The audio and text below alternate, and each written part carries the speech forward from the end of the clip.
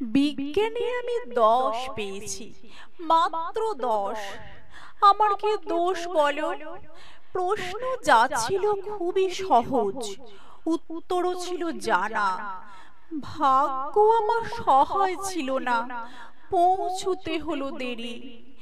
নইলে আমি কি তেমন ছাত্রী বিজ্ঞানে ফেল করি? সকাল থেকে নানা ঘটন, জল খাবারে আসতো ডিম। রান্নার মাসি নিয়ম জানে না, ডিম খেতে নেই। কেননা গোল অমলেট দিলে দোষ কেটে যেত, লেটার মার্কস পেতাম বিজ্ঞানে। ভাগ্য আমার ছিল না, যেতে দেরি হলো অত্যধিক। ঘর ছেড়ে যেই বেরুতে যাব, দাদু হেসে দিল, হ্যাঁ চো। ঠাকুরমা তাই রেগে মেগে কাই। মাকে বললেন, আ বৌমা, হাঁচি পড়লো, বেরোয় না যেন। টিক টিক টিক তক্ষুনি। মা বললেন, ঠিক আছে ঠিক আছে, একটু বসে যাবে টুনি। অগত্যা তাই বসতে হলো। হাঁচির বিপদ যেই না কাটলো, চৌকাঠে পা আবার পড়লো বাধা। টুনি, ঘরে বসে যা। কপালে দিয়েছি দইয়ের ফোঁটা, হাতে বিপদ তারিণী। কোমরে ঝুলছে টাউস মাদুলি, বিপদ এড়াতে পারিনি।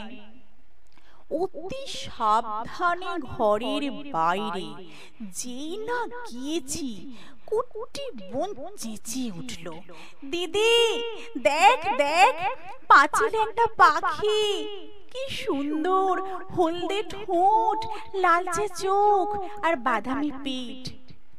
তাকিয়ে দেখি পাঁচিলে বসেছে, হায় হায়, ওটা এক শালিক। রিকশো কাকু দিচ্ছে তারা, কিন্তু যাবার জোনে বাড়ির সবাই শালিক খুঁজছে। আয় রে শালিক আয়, আরেক শালিক না দেখে টুনি কি করে স্কুলে যায়? শালিক জুটলো অবশেষে, রিকশো ছুটলো খুব জোরে। আর দেরি নেই পৌঁছতে স্কুলে। কিন্তু আমার পোড়া কপাল, হঠাৎ ব্রেক, থামতেই হলো। পথ কেটে গেছে কালো বিড়াল। দেরির পর আরো দেরি, দেরিতে গেলাম স্কুলে। সামনেই দেখি কি সর্বনাশ, বিজ্ঞান দিদিমণি। খুলে বললাম, রাগে গজ গজ। বসতে দিলেন ঘরে। বিজ্ঞানের ছাত্রী হয়ে তুমি ডুবে আছো কুসংস্কারে। মুক্ত মনা দিদিমণি অনেক বকাঝকার পরে প্রশ্নপত্র এগিয়ে দিলেন, খাতাও দিলেন।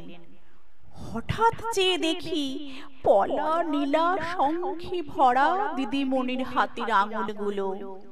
বিজ্ঞানে আমি 10 পেয়েছি, মাত্র 10। আমার কি দোষ বলো?